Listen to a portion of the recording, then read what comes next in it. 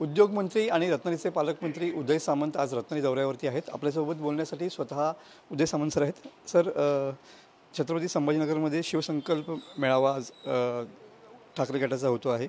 कसं बघता या मेळाव्याकडे, काय सांगाल? पक्ष वाढवण्याचा प्रत्येक पक्षाच्या प्रमुखाला अधिकार आहे। उबाठाचे पक्षप्रमुख म्हणून तो संकल्प मेळावा घेत असतील, परंतु तो संकल्प मेळावा व्हायच्या अगोदर काँग्रेसने एक संकल्प केलेला आहे की महाराष्ट्रामध्ये तेच जास्त जागा लढवणार आहेत, त्यांचाच कदाचित मुख्यमंत्री असेल असं त्यांनी सुतोवाच केलेला आहे। त्याच्यामुळे संकल्प मेळावा हा एकत्र लढण्यासाठी आहे की स्वतंत्र लढण्यासाठी आहे, हे खरं तर काँग्रेसच्या त्या वक्तव्यावरनं सगळ्यांनाच संभ्रम पडलेला आहे। आणि पुन्हा एकदा काँग्रेसनं उबाठाला असं सांगितलं आहे की तुम्ही कितीही संकल्प मेळावे केले तरी मीच मोठा भाऊ आहे, मीच जास्त जागा लढवणार आहे आणि सत्ता जर आली तर मुख्यमंत्रीपदाचं स्वप्न देखील त्यांनी बघितलेलं आहे। सत्ता येणार नाही, सत्ता महायुतीचीच असणार आहे, परंतु अजून 2-3 महिने विधानसभेच्या निवडणुकीला आहेत, बरंच काही अजून घडायचं आहे। आणि म्हणून संकल्प मेळावा हा नक्की कशासाठी आहे? काँग्रेसवर मात करण्यासाठी आहे की काँग्रेसला धडा शिकवण्यासाठी आहे, हे आज सिद्ध होईल। ओएसिस फर्टिलिटीच्या तज्ज्ञांनी IVF उपचार पद्धतीद्वारे 1 लाखांहून अधिक जोडप्यांना मातृत्व प्राप्तीचा आनंद दिला आहे। मोफत अपॉइंटमेंट बुक करण्यासाठी आजच संपर्क साधा। काँग्रेस असं म्हणते की सर्वात जास्त जागा जिंकून लोकसभेला काँग्रेस मोठा पक्ष आहे, त्यामुळे विधानसभेला सुद्धा काँग्रेस सर्वात जास्त जागा लढवणार म्हणून। मी अगोदर देखील सांगितले की ज्या सामाजिक घटकामुळं काँग्रेसला किंवा उबाठाला ही मतं मिळालेली आहेत, ही मताची सूज आहे। म्हणजे मुस्लिम बांधवांमध्ये गैरसमज निर्माण केला, दलित बांधवांमध्ये गैरसमज निर्माण केला आहे। संविधान बदलणार म्हणून नरेंद्र मोदी साहेब पंतप्रधान नको हा देखील अपप्रचार झालेला होता आणि तो अपप्रचार थांबवण्यामध्ये आम्ही कमी पडलो, कारण आम्हाला असं वाटत होतं की हे कायम खोटं बोलतात, त्याच्यामुळे यांच्या खोट्याची दखल कोण घेणार नाही। परंतु ती दखल मुस्लिम बांधवांनी देखील घेतली, दलित बांधवांनी देखील घेतली। परंतु आता ते दोन्ही समाज त्यांना कळलेलं आहे की ज्यांच्या श्रेयावर यांची मतं वाढली त्यांच्यामुळं मतं वाढली असं एक वाक्य देखील यांनी कोणी बोललेले नाहीत।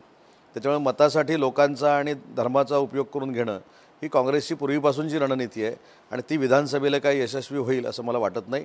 आणि काँग्रेसनं असं पण एवढं दाखवू नये की आपण लोकसभा जिंकलेलीच आहे, अजून 100 खासदार देखील त्यांचे पार झालेले नाहीत, त्याचं देखील आत्मचिंतन करावं। उपमुख्यमंत्री देवेंद्र फडणवीस असं म्हणाले की महायुतीतले सगळे लोक गाफील राहिले आणि त्यामुळं आपला लोकसभेमध्ये पराभव झाला आणि विशेष करून प्रवक्त्यांना त्यांनी तंबी दिलेली आहे की प्रक्षोभक विधान करू नका असं त्यांनी सांगितलेलं आहे। नाही, आता प्रवक्त्यांबद्दल मी काही जास्त बोलत नाही, कारण मी एक प्रथा परंपरा 25 वर्षात माझ्या राजकीय कारकिर्दीमध्ये पाळलेली आहे की शक्यतो आपल्या पक्षाची भूमिका मांडली पाहिजे, आपण केलेली विकास कामं मांडली पाहिजे। बिलो दी बेल्ट जाऊन टीका करणं, बदनामी करणं हे कशासाठी होऊ शकतं?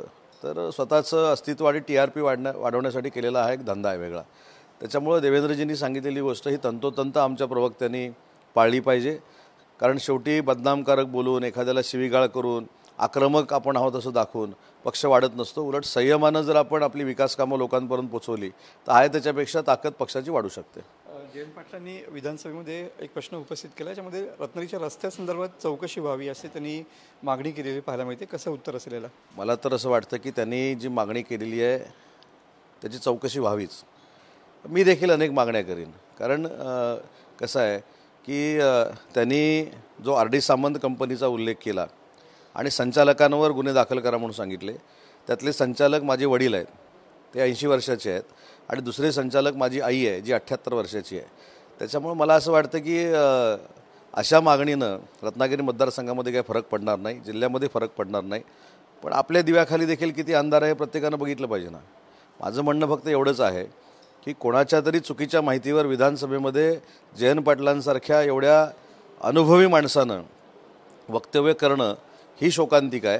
त्यांनी काय भाषण केलं हा त्यांचा अधिकार आहे, पण एवढ्या अनुभवी माणसानं एवढ्या वयस्क लोकांवर विधानसभेमध्ये चर्चा करावी हे खरोखरच दुःखाची बाब आहे। मला जर त्यांनी विचारलं असतं की नक्की ह्याच्यातलं तथ्य काय आहे तर मी त्यांना पटवून दिलं असतं, परंतु एखाद्याची बदनामी करणं आणि राजकीय आकसापोटी करणं हे जयंत पाटलांकडनं व्हावं ही दुर्दैवी बाब आहे। उद्योगमंत्री उदय सामंत सर, कॅमेरामन समित गजनेसह मी मनोज लेले, TV9 मराठी, रत्नागिरी।